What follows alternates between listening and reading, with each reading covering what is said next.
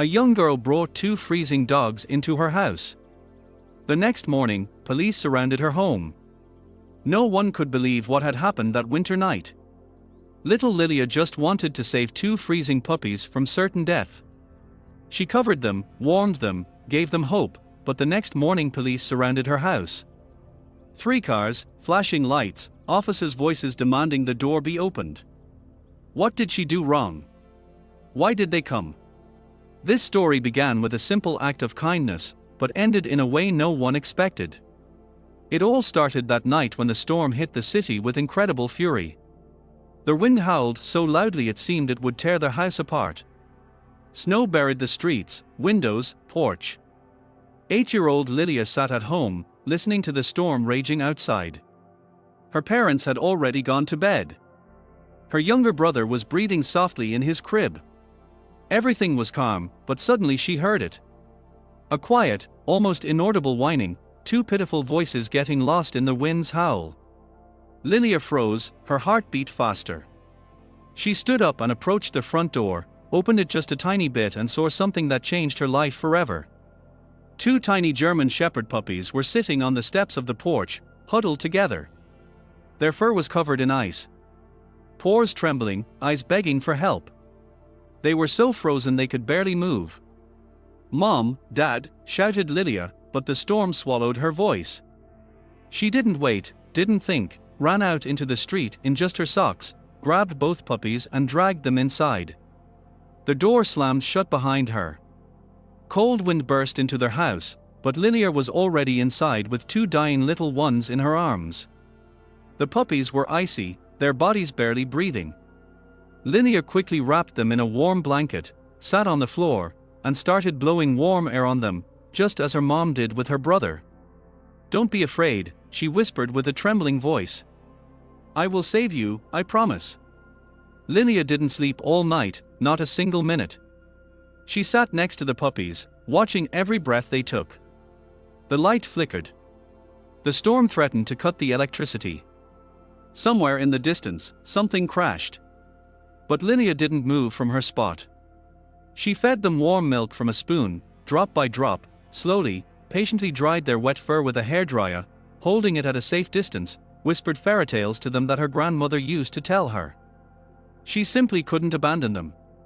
Around 4 a.m., one puppy opened its eyes and nudged its nose into her palm. The second one climbed onto her lap and fell asleep, sniffing quietly. They were no longer trembling. They felt safe. They trusted her. Lilia smiled through her fatigue. "You will survive," she whispered. "I know it." But she didn't know that the morning would bring her something completely different. When the first rays of sun broke through the curtains, the blizzard finally went silent. The streets were piled with snow. Everything was quiet, calm, peaceful. And then blue and red lights flashed outside the window. Lilia lifted her head, rubbed her tired eyes, looked out the window, and her heart sank. 3 police cars were standing right in front of her house. Officers were getting out of cars, speaking into radios. One of them was looking straight at the house. "Everyone stay inside. Do not open the door." A loud voice rang out. Lilia, in panic, grabbed the puppies and hid them behind her fortress of pillows and blankets. "Quiet," she whispered to them, "please, be silent." Mom ran into the living room, half asleep and frightened. "What is happening? Why is the police here?" Dad was already running to the door. Someone knocked loudly. "Open up, this is the police. Urgent." Father unlocked the door, and 3 officers entered the house. Snow still lay on their shoulders. One held a photograph, another was carefully inspecting the room, as if looking for evidence. Lilia shrank into the corner, pressing the puppies to her chest. "They will take them away. I know they will take them."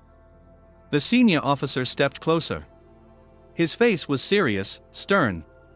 But then he exhaled and smiled slightly, as if shedding a weight from his shoulders.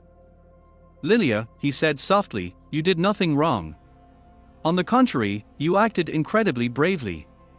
He turned the photograph around. On it were 2 German Shepherd puppies, the very same ones. "These puppies went missing last night," he began to explain. "They were being transported from a rescue center to a special training center. The van driver swerved to avoid hitting a deer on the road.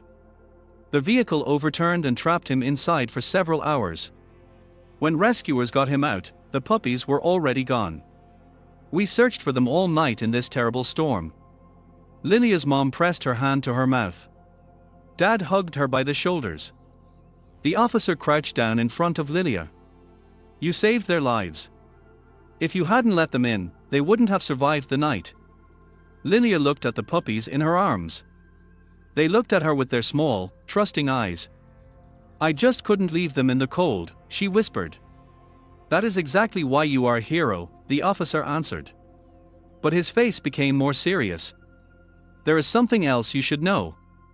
The officer slowly continued, "These puppies are not ordinary shelter dogs. They were being prepared for a very important mission." Lilia frowned. "What mission?" "They are future therapeutic dogs," he then explained. "They are trained to help children who have survived terrible things. Children who lost parents, children who were abused. Children who are afraid to fall asleep at night. These puppies are taught to be nearby when no one else is. To be hope, when everything seems hopeless." Lilia looked at the tiny creatures in her hands. Their soft muzzles, their warm breath, their trusting eyes. They seemed so defenseless, but were destined for something great.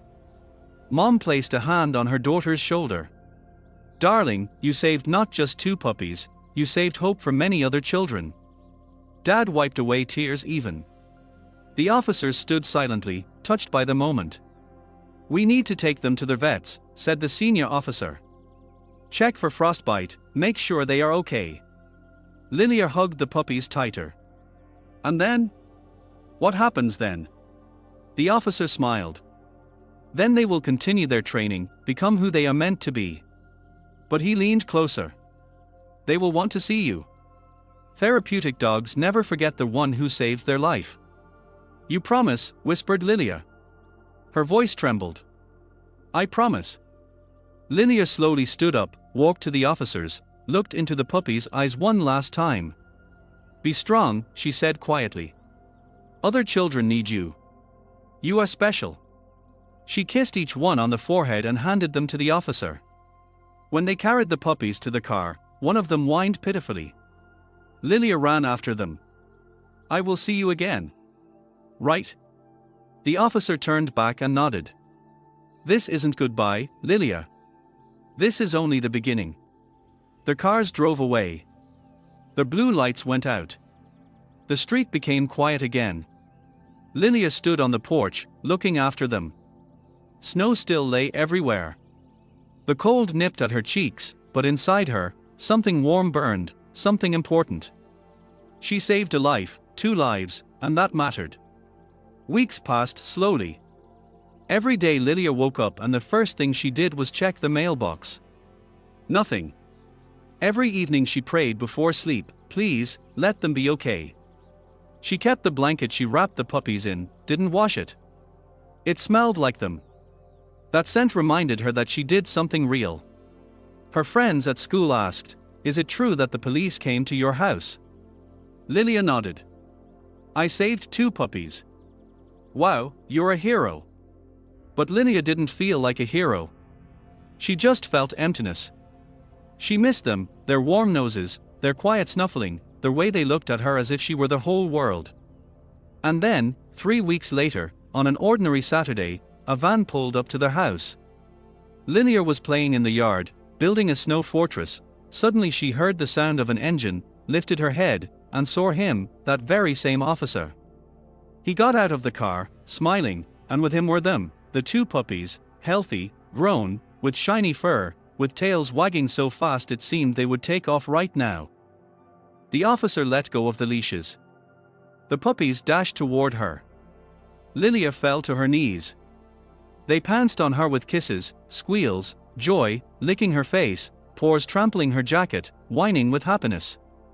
Lilia laughed and cried at the same time. "You remember me? You remember?" The officer walked closer. "Of course, they remember. You saved them, after all. Lilia hugged both tightly, so tightly as if afraid they would vanish again. Miss Lilia, the officer said solemnly. The program has a request for you. Lilia raised her head, still holding the puppies. They want you to help train them. The puppies trust you. The program trusts you. You are special to them. Lilia's eyes widened. Me? But I am just a child. The officer crouched nearby. You are a child who was not afraid to act, who saw those in need of help and didn't walk past. That is the heart of a hero. And therapeutic dogs need heroes. The puppies rested their heads on her lap, watching with devoted eyes. Lilia straightened her back, felt something changing inside.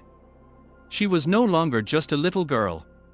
She was someone important, someone who could change lives. I agree, she said firmly. And from that day, a new story began. Lilia began going to the training center every Saturday.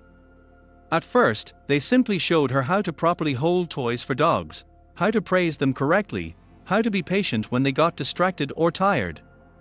But the trainers quickly noticed something unusual. The puppies, who were now officially named Beria and Nadezhda, listened to Lilia better than anyone else. When she called, they ran without delay. When she said sit, they froze instantly. When she was sad, they approached and laid their heads on her knees. This is rare, the head trainer said one day to her parents. The bond between human and dog is a delicate thing. It cannot be created artificially. It either exists or it doesn't. Your daughter and these puppies have it. Mom smiled proudly. Dad hugged Lilia by the shoulders. We always knew she was special. Months went by. Beria and Nadezhda grew, becoming smarter, calmer, more confident. And Lilia grew with them. Not just in height, she grew inside, becoming stronger, wiser, kinder. She learned that kindness is not weakness, it is strength. That patience is more important than speed, that silence sometimes speaks more than words. And then came the day that changed everything.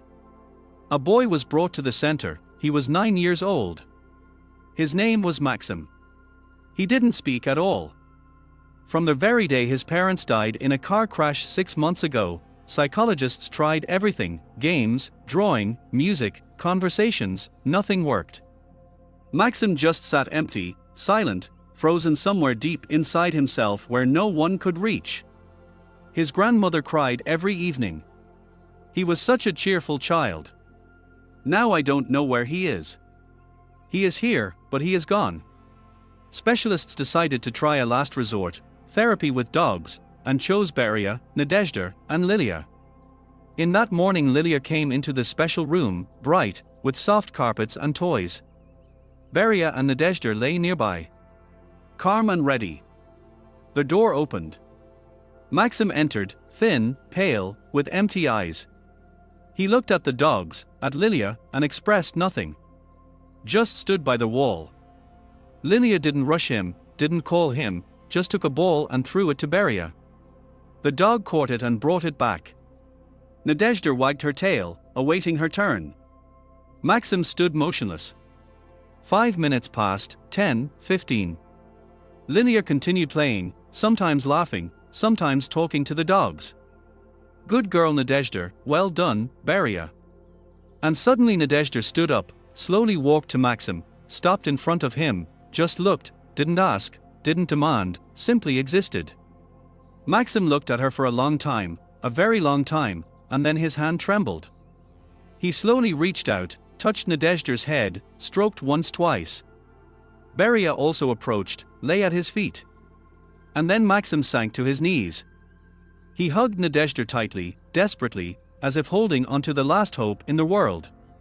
Lilia quietly approached, sat nearby, didn't say a word, just was there, breathing next to him, sharing his space. Beria laid her head on Maxim's lap. And suddenly the boy started crying for the first time in 6 months. Loudly, painfully, deeply, as if everything that was locked inside was bursting out. I miss them, he whispered with a breaking voice. I miss Mom and Dad so much. Lilia put a hand on his shoulder. I know, she said quietly. I am so sorry. They wouldn't want me to be alone, he sobbed. You are not alone, answered Lilia. We are here. Beria and Nadezhda are here, and they aren't going anywhere. Maxim nodded, crying, hugging the dogs who didn't move, who simply gave him warmth, safety, understanding. Lilia sat nearby. And in that moment she understood something important. Being a hero isn't about saving loudly and spectacularly. It is sitting in silence with someone who is in pain. It is not running away. It is simply being close and saying without words, you are not alone. I am here. When the session ended, the psychologist walked out into the corridor and cried tears of joy. He spoke for the first time in half a year. Maxim's grandmother pressed her hands to her chest. What happened, love? The psychologist answered. He felt that he is loved. Unconditionally. A few weeks later, the psychologist spoke with Lilia's parents. Your daughter has a gift. She isn't just good with dogs, she is good with people who are hurting. She knows when to be silent, when to speak, when to just be. This is incredibly rare. Dad looked at Lilia with pride. She was always special. Moreover, continued the psychologist, we would like her to continue working with Beria and Nadezhda. Not just as a volunteer, but as a permanent partner. Lilia couldn't believe her ears. Seriously? Seriously? Children react to you just like they do to the dogs. You are part of their healing. From that day, Lilia became an integral part of the program. Every week she met with new children, with those who had lost, who were afraid, who didn't believe life could be good again. And every time Beria and Nadezhda were there. Quiet, loyal, loving. And Lilia, she was simply herself, the girl who knew what it meant to save a life and who was now saving souls. Years passed. Lilia grew, turning from a little girl into a teenager. Beria and Nadezhda also matured. Their fur became thicker. Muzzles wiser. Eyes calmer. They worked with dozens of children, hundreds of sessions. And every time Lilia was there, she skipped friends' birthdays to be at sessions. Did homework in the car on their way home. Sometimes parents worried. Honey, you are still a child. You should have your own life. But Lilia shook her head, this is my life, Mom. I am happy. And it was the truth. Not a light, carefree happiness, but a deep, real one. The kind that comes from knowing you are doing something important. When Lilia turned 16, the National Organization for Children's Aid awarded her a special prize for years of service. For the hundreds of children she helped, for the thousands of hours given to those who suffered. On that day, she stood on a big stage in front of hundreds of people. Beria and Nadezhda sat at her feet. Their muzzles had turned grey, but their eyes still shone with love. I was 8, Lilia began into the microphone, when I heard 2 puppies freezing in the storm.